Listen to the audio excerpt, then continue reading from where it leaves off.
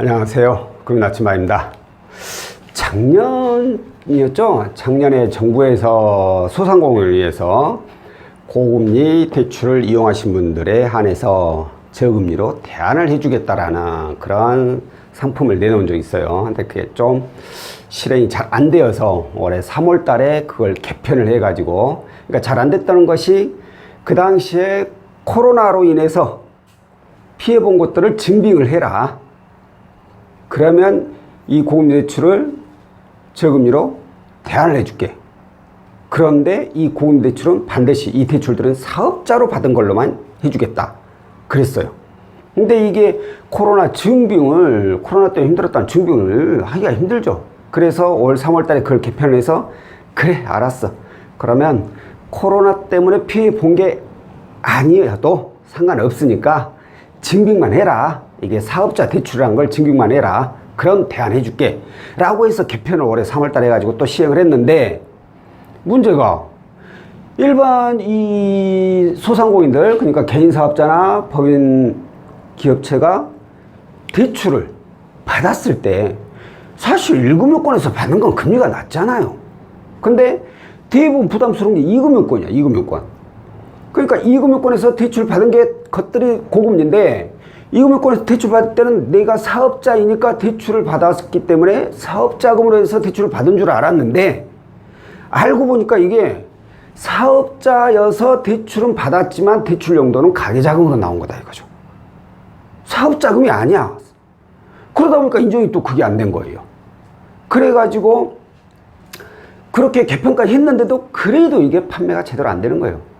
정부에서 9.5조 원을 만들어놨는데 지금까지 불과 1조 원 정도 밖에 나가지 않았어요. 완전 잘못된 내용이라는 거죠. 그래서 이번에 당장 이제 내일부터입니다. 내일부터, 그래, 알았어. 그럼 이거 하나 또 편히 봐줄게. 그러면 사업자 대출 아니어도 돼. 일반 개인 신용대출로 받은 것도 저금리로 대안을 해주마 라고 해서 내일부터 시행이 됩니다. 그래서 오늘 제가 이렇게 인터넷 뒤져보니까 여기저기서 내일 시행된다고 다들 뭐 글 올라오고 영상 때리고 다들 난리더라고요. 그러니까 뭐 이 내용에서 아주 자세하게 처음부터 끝까지 하나씩 자세하게 보고 싶으신 분들은, 알고 싶으신 분들은 인터넷 뒤져보면 아주 세세하게 잘 나와 있어요. 그러니까 거기서 한번 찾아보시고, 제가 오늘 안내를 해드리고 싶은 내용은 이렇게 세세한 내용이 아니라 딱 필요한 것들, 그리고 이런 것이 좀 문제 있지 않나, 이런 문제점들 제가 그걸 좀 짚어보려고 해요. 자, 이걸 말씀드리기 전에 지금 현재 시행되고 있는 것들 간단하게 이건 아셔야 돼요. 왜냐하면은 이게 대부분 이대로 옮겨왔으니까. 개인사업자, 법인, 소기업 신청 대상 기관은 1금융권, 2금융권, 은행이나 2금융, 금융사에서 대출받은 거, 금융권 연 7% 이상짜리들 대안해준다는 얘기고, 대출 종류, 사업자 대출 말씀드렸죠. 사업자로 받은 것들 해주겠다 했는데 이것도 쉽지가 않았다는 거. 대출 시기가 22년 5월 31일 이전, 작년 5월 31일 이전에 받은 것들에 한해서 해준다는 거고, 대출 한도도 개인 사업자는 1억 원, 그리고 법인 소기업은 2억 원. 이것도 원래 그러니까 5천만 원에서 1억 원 올랐고 1억에서 2억 올랐죠. 근데 실상 금액 올리면 뭐 돼? 적용이 안 되는데, 렌장할 이것 때문에. 그래서 폭망한 거라는 거예요. 자, 그리고 사항기간 10년. 이것도 원래 5년인가 그랬었죠. 근데 10년 늘렸죠. 3년 동안은 거치 이자만 내고 7년 동안 원금 분할. 그리고 적용금리는 2년간은 최대 5.5%, 최대예요. 5.5% 이내에서 이용할 수 있다는 거고, 이후에는 이제 변동금리로 적용이 되는 거고, 보증료. 정부 지원 상품이다 보니까 보증서가 발급될 거 아니에요. 그 보증료가 있죠. 1에서 3년간은 연 0.7%, 그 이후에는 연 1%의 보증료가 있습니다. 이거 대략적으로 참고를 하시고, 자, 그럼 오늘 제가 안내해 드리고 싶은 개인 사업자, 법인 소기업, 개인 신용대출 저금리 대안이라고 제가 문구를 적었어요. 근데 이건 문구 잘못했죠. 왜? 법인 소기업은 안타깝지만 제외입니다. 제가 왜 적었냐면 이걸 분명히 알고 계시라는 거예요. 왜? 이전에 개인 사업자고 법인 소기업이 포함이 됐기 때문에 이 법인 대표자분, 나도 포함되겠지라고 생각하시고 그냥 은행 갔는데 벤치 맞으면 기분 완전 상하니까. 그래서 참고를 하시라고 제가 일부러 적었어요. 법인 소기업은 인정이 안 되고 오로지 신청 대상은 개인 사업자에 한해서만 가능하다라는 거예요.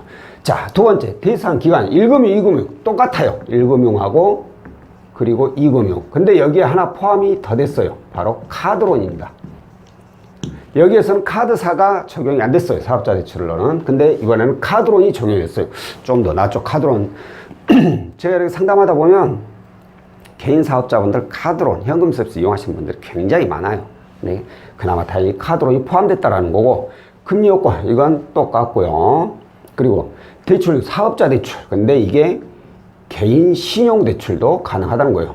아까 말씀드린 대로 이 저축은행에서 대출 받으니까 사업자 있냐 없냐 해서 사업자 있다 해서 사업자 몇 개월 이상 했고 그걸로 해가지고 대출이 나왔어. 당연히 사업자 대출인 줄 알았지. 근데 자금용도 보니까 가계자금이야. 그래서 이런 가계자금, 개인 신용대출용도 가능하다. 이번에 개편 내용이 바로 이거예요. 이걸 취급하기 위해서 만들어 시행이 된 거예요.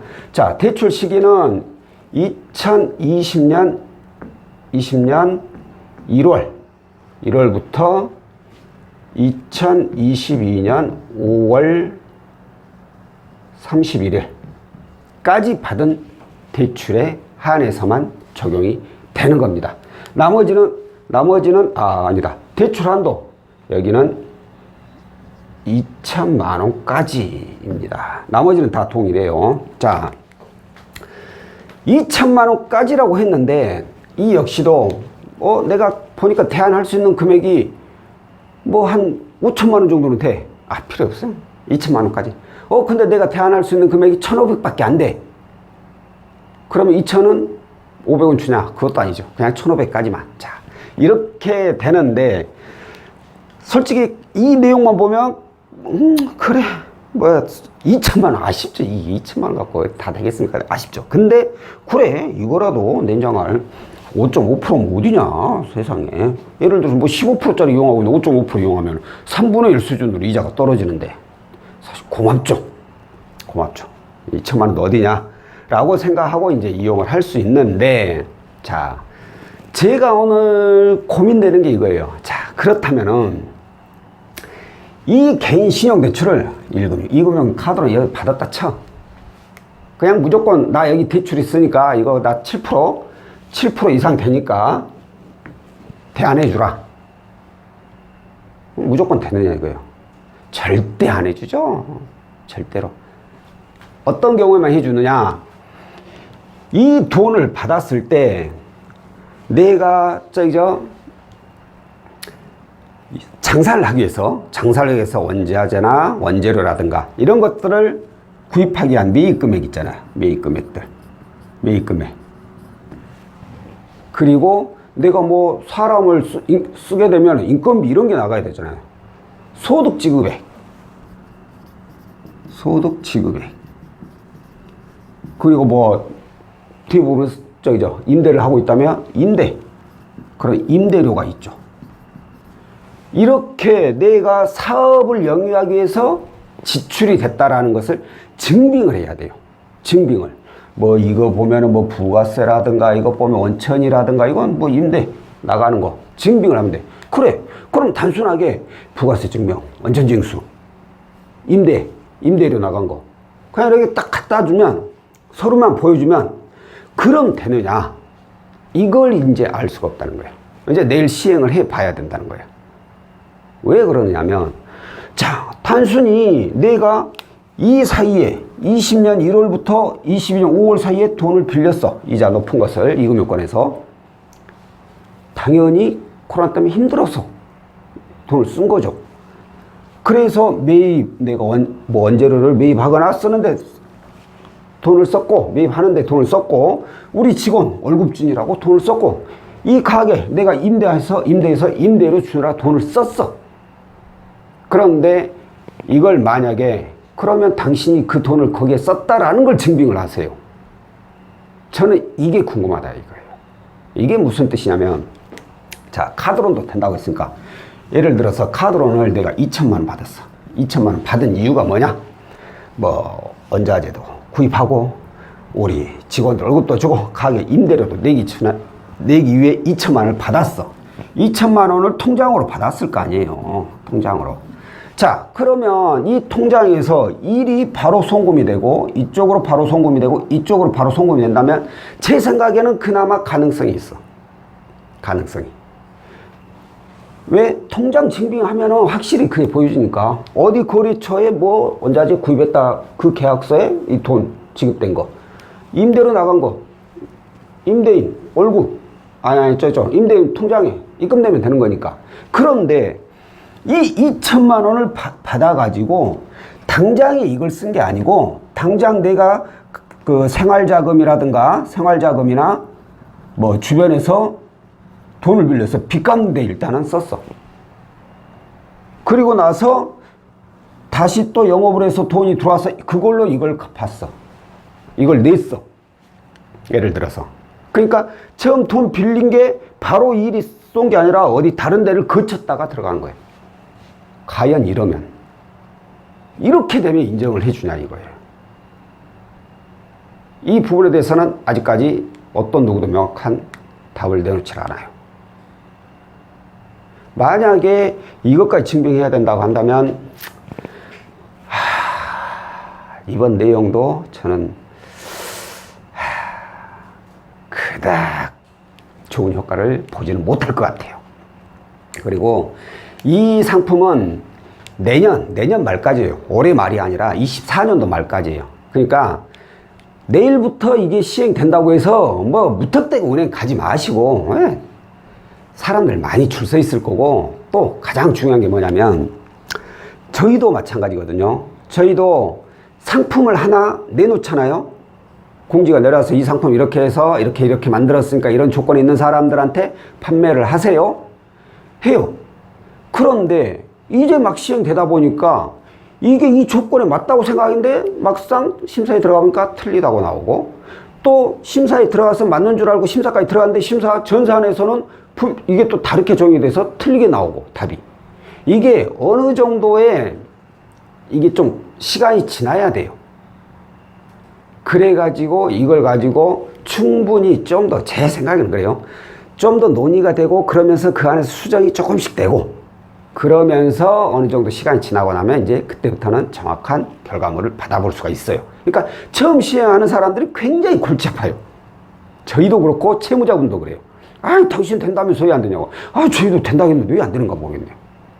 이런 경우가 발생하는 경우가 많아요. 그러니까 일단 시간을 좀 두고, 9.5조라니까요. 9.5조. 9.5조에서 지금 1조 나갔어. 8.5조나 남았어. 이거 다 나가려면 내 생각에 내년 말에도 못 나가. 절대로 못 나가.